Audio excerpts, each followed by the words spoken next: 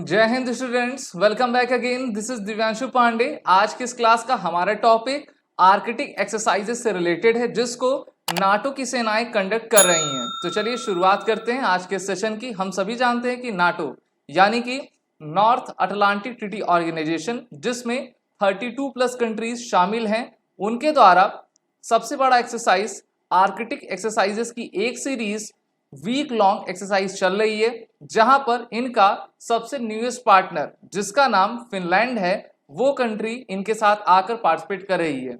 ये एक्सरसाइज की main geographical location Arctic region है, इस कारण से इसको आर्कटिक एक्सरसाइज का नाम दिया जा रहा है। इसमें नॉर्वे की तरफ से 1000 एलाइड फोर्सेस, साथ ही साथ यूनाइटेड किंगडम और अमेरिका की फोर्सेस हैं, और 6500 फोर्सेस फिनलैंड और स्वीडन की फोर्सेस इस बार के एक्सरसाइज आर्कटिक में पार्टिसिपेट कर रही हैं। अगर हम आर्कटिक सर्कल का मेन रीजन देखें तो ये आपके नॉर्थ पोल की तरफ आता है, जहां पर ये इलाका Alaska, Canada, Baffin island, Greenland, Norway, Russia से आपका घिरा हुआ है। तो मेनली ये एक्सरसाइज जो है रशिया को एक संदेश देने के लिए हो रही है कि नाटो की सेनाएं पूरी तरीके से सक्षम हैं कि वो रशिया के किसी भी प्रकार का एग्रेशन का सामना कर सकती हैं। यहाँ पर आप इस मैप पे देखिए तो बीच का जो रीजन है वो पूरी तरीके से ब्लू वाटर का है, जहां पर मेनली आपका ये आर्कटिक रीजन आता है, आर्कटिक ओशियन आता है, और यहीं पर आपके यूरोपियन यूनियन के छोटे छोटे नेशंस आते हैं, जो कि नाटो की सेनाएं में, नाटो की उसमें मेंबरशिप में परमानेंट मेंबर भी हैं। नाटो ने आपका इस ब्लॉक को इसलिए बनाया है कि वो सोवियत यूनियन और इस समय के रशिया से मुकाबला कर सके।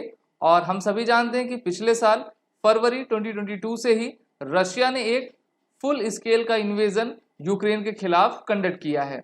यूक्रेन चाहता था कि वो नाटो को ज्वाइन करे, बल्कि रशिया ये नहीं चाहता था कि यूक्रेन जो है अगर नाटो को ये ज्वाइन कर लेता है तो सबसे बड़ा थ्रेट जो है या रशिया के लिए बन जाता है। इस बार पहले नाटो की टोटल 30 कंट्रीज थी, अभी हाल ही में आपका फिनलैंड, नॉर्वे इसमें शामिल हुए हैं। स्वीडन की तरफ से भी एप्लीकेशन दिया गया था, लेकिन टर्की के विरोध के कारण जो है स्वीडन अभी नाटो प्लस का मेंबर नहीं हो पाया है। नाटो चाहता है कि वो अपने इस ग्रुप को और भी एक्सपेंड करे और ज़्यादा से ज़्यादा मिलिट्री एलाइज को ले, जिससे कि वो और भी मजबूत बन सके और किसी भी प्रकार के military as well as political issue का सामना वो कर पाए। इसीलिए इस आर्कटिक एक्सरसाइज को नाटो के कलेक्टिव डिफेंस कमिटमेंट के रूप में देखा जा रहा है। फिनलैंड फॉर्मली नाटो को अप्रैल 4, 2023 में ज्वाइन करता है, और ये रशिया को एक संदेश देता है कि रशिया के काउंटर मेजर के लिए इन्होंने ये कदम आपका उठाया हुआ है। हम सभी जानते हैं कि अगर इस फिनलैंड को देखें तो यहाँ पर आपका फिनलैंड आता है और यहाँ पर रशिया है। फिनलैंड रशिया से बॉर्डर साझा करता है।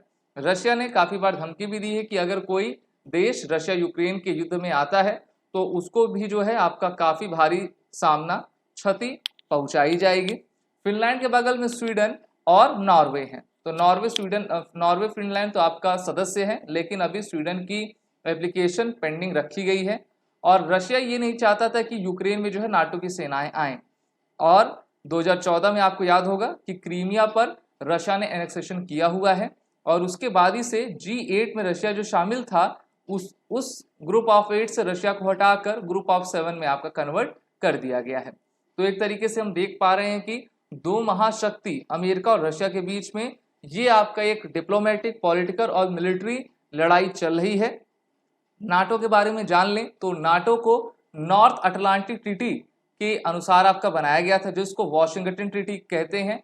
अप्रैल 1949 में इसका गठन किया गया था, और इसके जो आपके इनिशियल मेंबर्स थे वो कनाडा, अमेरिका और several other western European Nations थे, जिनका मेन एम यही था कि वो अपने कलेक्टिव अप्रोच के साथ सिक्योरिटी अपने ग्रुप को प्रोवाइड कर सकें और सोवियत यूनियन के खिलाफ एक साथ खड़े हो सकें। सोवियत यूनियन भी लगभग 15 से ज़्यादा देशों का आपका समूह था। 1991 में उसको डिसइंटीग्रेट कर दिया गया, 14 देशों में वो बढ़ गया था, जिसका सबसे बड़ा आपका मेन हिस्सा रशिया का था।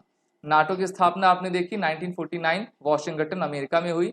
इनका हेडक्वार्टर बेल्जियम के ब्रुसेल्स में अवस्थित है। और अगर हम इनके ऑब्जेक्टिव्स को देख लें तो इनका ऑब्जेक्टिव यही है कि to safeguard the freedom and security of all its member by political and military means, चाहे पॉलिटिकली हो या फिर मिलिट्री हो, सभी नाटो जो है, नाटो के जो ग्रुप्स हैं एक दूसरे को सपोर्ट करेंगे। और अगर किसी भी तरीके का हमला किसी भी देश के ऊपर किया जाए नाटो के मेंबर्स के ऊपर, तो वो हमला पूरे नाटो के ऊपर माना जाएगा, ऐसा इनके चार्टर में लिखा हुआ है। इसीलिए इन्होंने यूक्रेन को इसमें शामिल नहीं किया है। अगर यूक्रेन शामिल हो जाता है तो एक तरीके से हम कह सकते हैं कि वर्ल्ड वॉर 3 की नौबत आ जाएगी। तो अगर हम इस मैप के जरिए देखें, जो आप डार्क ब्लू सर्कल देख पा रहे हो रीजन, वो नाटो के परमानेंट एलाइज हैं। वहीं पर रेड वाले आपके मेडिटेरियन डायलॉग के हैं, मेनली आपके अफ्रीकन कंट्रीज आते हैं। ग्रीन ग्लोबल पार्टनर्स हैं।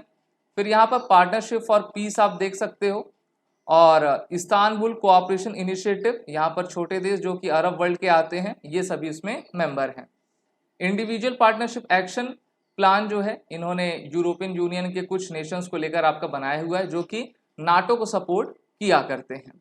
आप सभी डिफेंस एस्पिरेंट अपने written as well as SSB interview की प्रिपरेशन एसएसबी क्रैक एग्जाम के मास्टर ऑनलाइन कोर्स में जुड़कर कर सकते हैं। वॉरियर 10 कोड का जरूर यूज करें, जिससे कि आपको 10% का फ्लैट डिस्काउंट हमारे सभी कोर्सेज में मिलता जाएगा। जय हिंद।